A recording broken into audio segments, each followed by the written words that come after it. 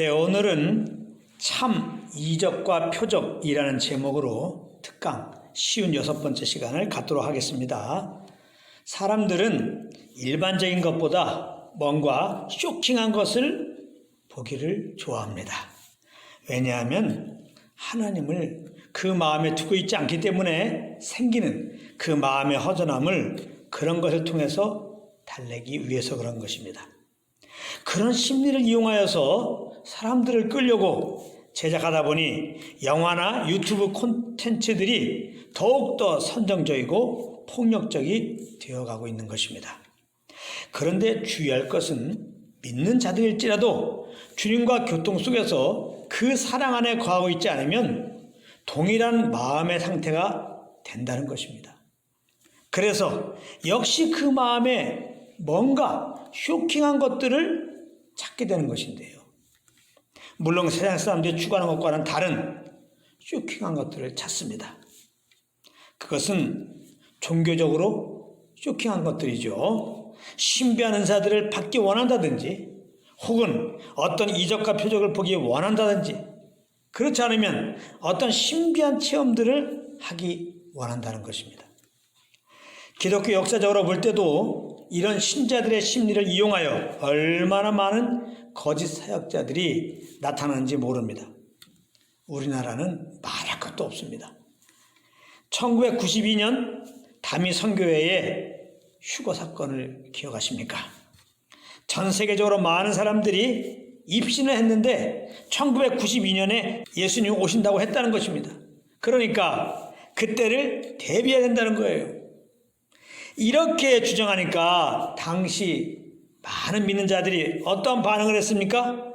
그 선교에서 발행한 책자들을 너도나도 사서 읽고 그들이 하는 집회마다 믿는 자들로 인산인해를 이루었었습니다.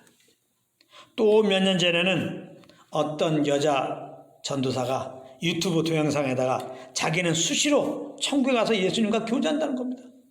수시로. 그러면서 예수님이 그러시는데 몇 년 뒤면 한국에 전쟁이 일어난다고 그렇게 얘기를 해주셨다는 거예요.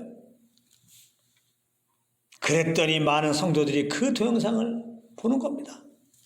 그리고는 그 여자 전도사가 쓴 책들을 사서 보고 많은 교회에서 그녀를 초청해서 집회도 열었습니다.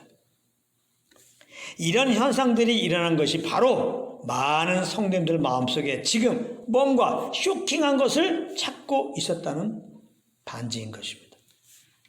그런데 이런 마음은 예수님 당시에 있었던 종교인들에게도 동일하게 있었습니다. 마태복음 12장 38절에 보면은 어느 날 종교인들이 예수께 나와서 이런 말을 합니다. 그때의 서기관과 바리새인 중 몇 사람이 말하되 선생님이여 우리에게 표적 보여주기를 원하나이다. 종교인들은 예수님께 뭔가 쇼킹한 것을 원한다는 거죠. 그때 예수님이 이렇게 대답하였습니다. 39절 40절입니다. 예수께서 대답하여 이르시되 악하고 음란한 세대가 표적을 구하나 선지자 요나의 표적밖에는 보일 표적이 없느니라. 요나가 밤낮 사흘 동안 큰 물고기 뱃속에 있었던 것 같이 인자도 밤낮 사흘 동안 땅속에 있으리라. 이렇게 말씀하셨어요. 예수님은 요나의 표적만이 진정 우리에게 쇼킹함을 주는 것이라고 대답하였습니다. 요나의 표적만이 진정 우리 마음에 참 자양을 준다, 참 만족을 준다, 참 행복을 준다. 할렐루야. 참 평안함을 준다, 참 안식을 준다, 그런 것이죠. 요나의 표적이라고 하는 것은 요나가 물속의 뱃속에 들어갔다가 사흘 만에 나온 사건을 말하는 것입니다. 이것이야말로 진짜 쇼킹한 일이 아닐 수가 없습니다. 물고기 뱃속에서 하루도 아니고 이틀도 아니고 사흘을 있다가 사람이 나온다. 이거 정말 쇼킹한 일인데요.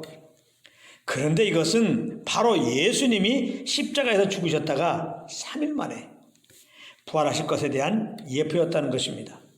그래서 예수님은 이 요나의 표적밖에는 볼 것이 없다라고 말씀하신 것입니다. 진정으로 우리 영혼을 자유케 하는 것은 예수 그리스도의 십자가의 복음밖에 없는 것입니다. 하나님이 사람이 되어 오신 것, 이것이야말로 얼마나 쇼킹한 것입니까? 그리고 우리 죄를 위하여 십자가에서 죽으신 것, 이것 또한 얼마나 축형한 일입니까?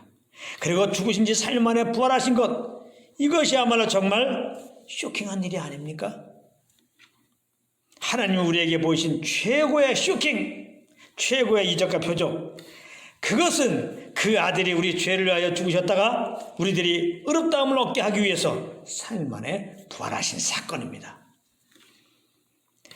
그런데 정말 쇼킹한 것 중에 쇼킹한 것이 무엇이냐?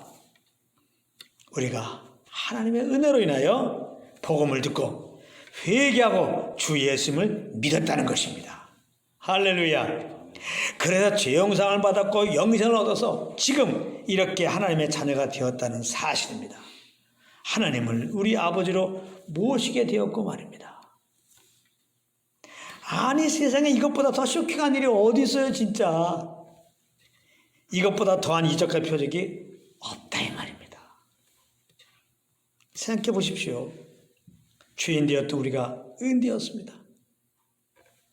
마귀의 자식이었던 우리가 하나님의 자녀가 되었어요. 영원한 불못에 떨어진 우리들이 영원한 천국에 들어가게 되었어요.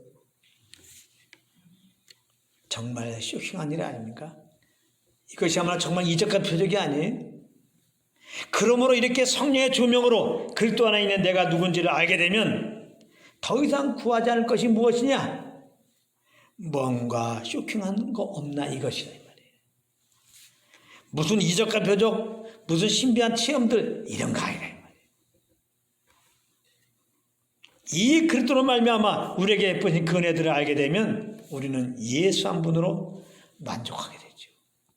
그리고 우리 마음에는 그저 그 구원의 예수 이름으로 인하여 감사하고 감사해서 그 주님의 이름을 찬양하게 되는 것이죠. 이 땅에서 바랄 것이 아무것도 없어지는 것이죠. 오직 내 뜻이 하나님의 뜻이 되어서 속히 이 세상 나라가 그리스도의 나라가 되었으면 하는 마음밖에는 없게 되는 것입니다. 그래서 오직 성령을 쫓아 말하고 일하게 되는 거예요. 무엇보다 영혼들의 구원을 위하여 기도하고 때를 얻든지 뭐든지 성령을 쫓아서 은혜의 복음을 세상에 전하게 되는 것입니다. 평생 이런 삶이 되시기를 우리 주 예수 그리스도의 이름으로 축복합니다.